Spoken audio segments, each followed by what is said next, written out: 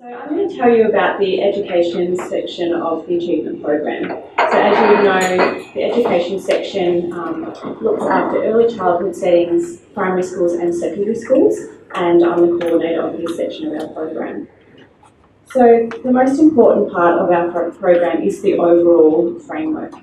Our framework that we use is based on the World Health Organisation's Health Promoting Schools model, and this model encourages a whole setting approach to health promotion or any work really that a school does.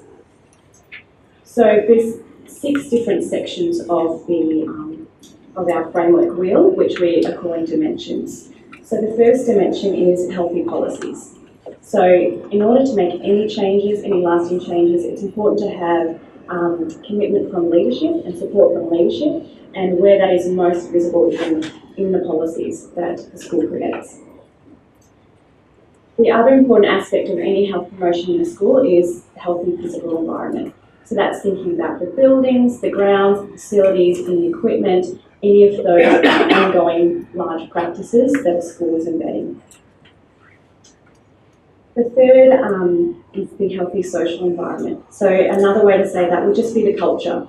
So creating a really important culture of the school where everyone is on the same page, all working together, the same messages and the same focus towards health and wellbeing for the students, for the staff, for the parents and the wider community is a really important element and dimension of this whole school approach or whole service approach. At the bottom in red you'll see learning and skills. So this is really focused on the children or the students in school. So obviously in any health promotion work there's something that children or students or even the families and teachers need to learn. So that's another important element of the approach. In blue, we've got engaging children, young people, staff and families. So that's really showing the importance that it's not just one group that can focus on health and wellbeing. We really do need to be engaging all members of the community in any work that we do, which filters down into that creating that healthy, positive culture. And finally is the community partnerships. So that's starting to look a little bit further outside of the school community and seeing what partnerships there could be to help with any health promotion work and any work with our achievement program. So you can probably see just from these 6 dimensions that if you only targeted one of them, you wouldn't end up having lasting positive changes for any of the areas of health we're looking at. If you just did some teaching and learning and some lessons for the students on healthy eating, but there was no policies to support it, or you didn't engage the community, you're not going to have that same lasting effect as if all of these 6 dimensions were involved in your work.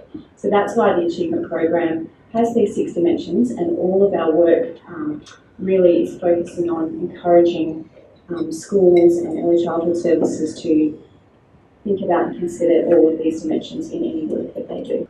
So with the achievement program, we don't just look at 1 or 2 areas of health, we look at as many areas of health as we could think of, which is 8 areas which we've called our health priority areas. So for early childhood services, we focus on sun protection, healthy eating and oral health, mental health and wellbeing, physical activity, safe environments and tobacco control. And then for primary schools and secondary schools, they also have sexual health and wellbeing and alcohol and other drugs. So for our framework, we've got the whole school approach. We know we focus on those 8 different health areas, but then what we give to schools is some best practice benchmarks to actually give them some support and guidance to know what they should be implementing. A lot of schools and services know that they have their health and wellbeing of their children and students in the community at heart, and they might think we want to encourage physical activity, we want to encourage eating healthily, but how do we do that? So what we've done at the Achievement Program is we've worked with some expert organisations to create some best practice benchmarks, which are kind of the standards for our setting to work towards whenever they're doing their health promotion work.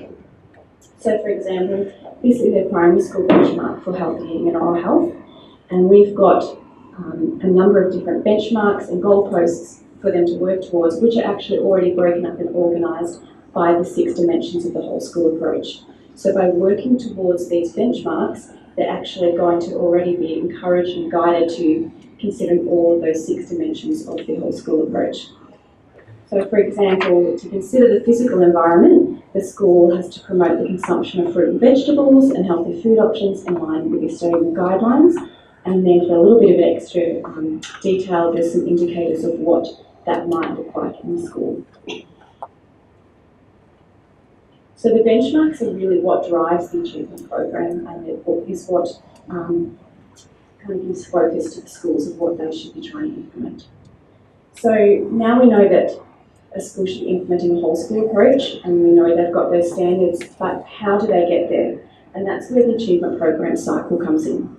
So we know they can't just pick up the benchmarks and start working on it without a little bit of direction. So we've created our achievement program cycle with some help of consultation again with expert organisations.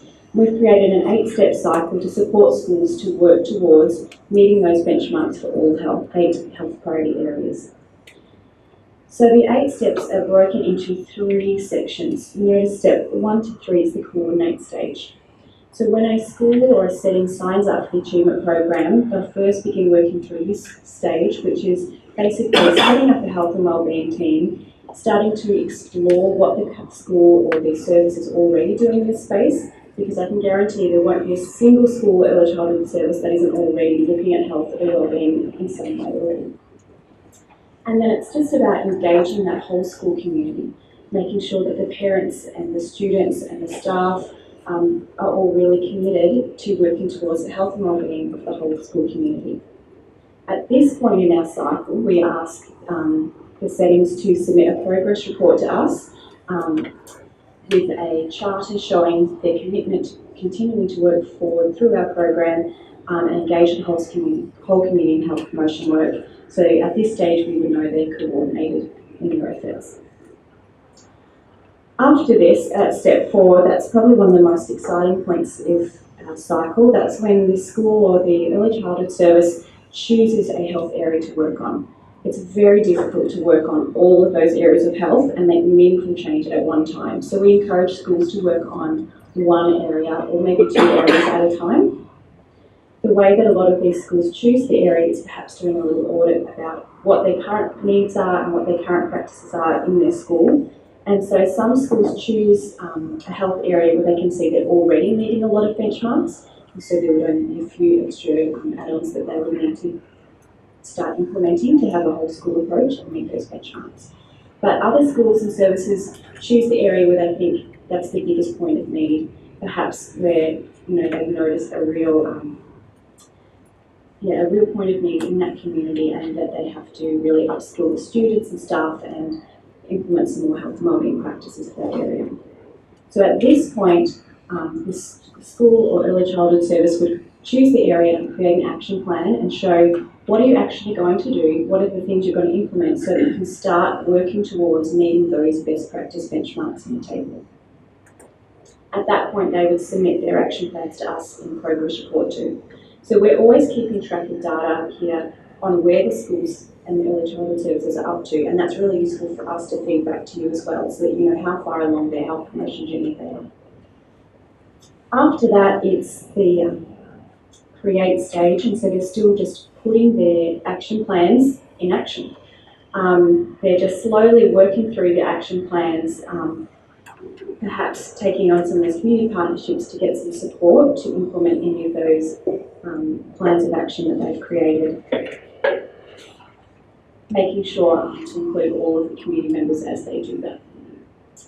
Finally, once they feel like they've achieved all of the benchmarks for that health area, then they apply for recognition in that area. So there's another application they fill out, and it's really where the school gets to celebrate and show off how they're meeting all of the benchmarks and give a lot of really great anecdotal stories or photographic evidence to show all of the great initiatives or new practices that they've started implementing in that setting and show how they've met that benchmark area.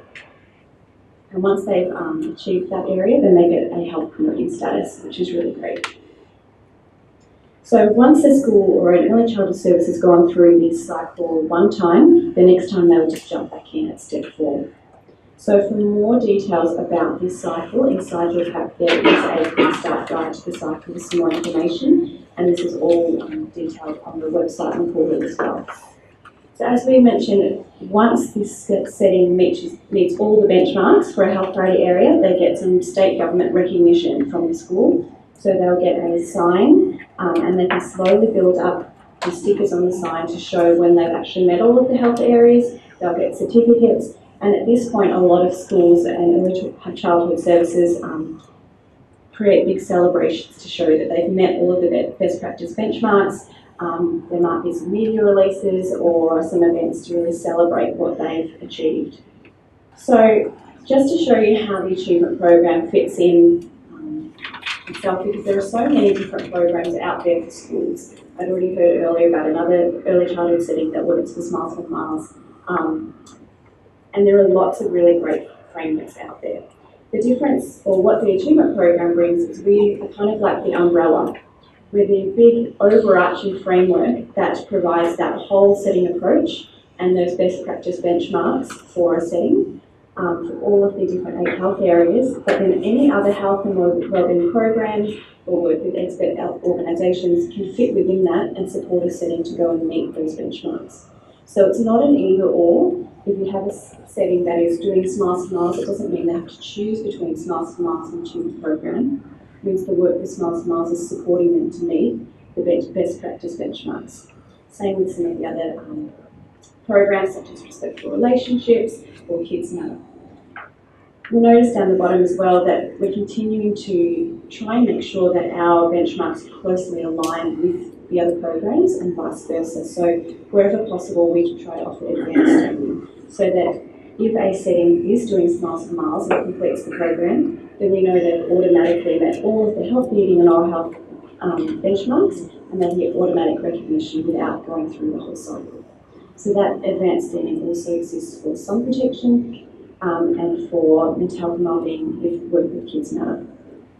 And as we keep moving forward or updating new benchmarks, part of my job is continuing to work with these other programs and organisations to make sure that their work is working towards our benchmarks, which are the best practice evidence-based benchmarks that are there, so that we can continue to make sure that programs closely align and we are the overarching umbrella for all of their health promotion work.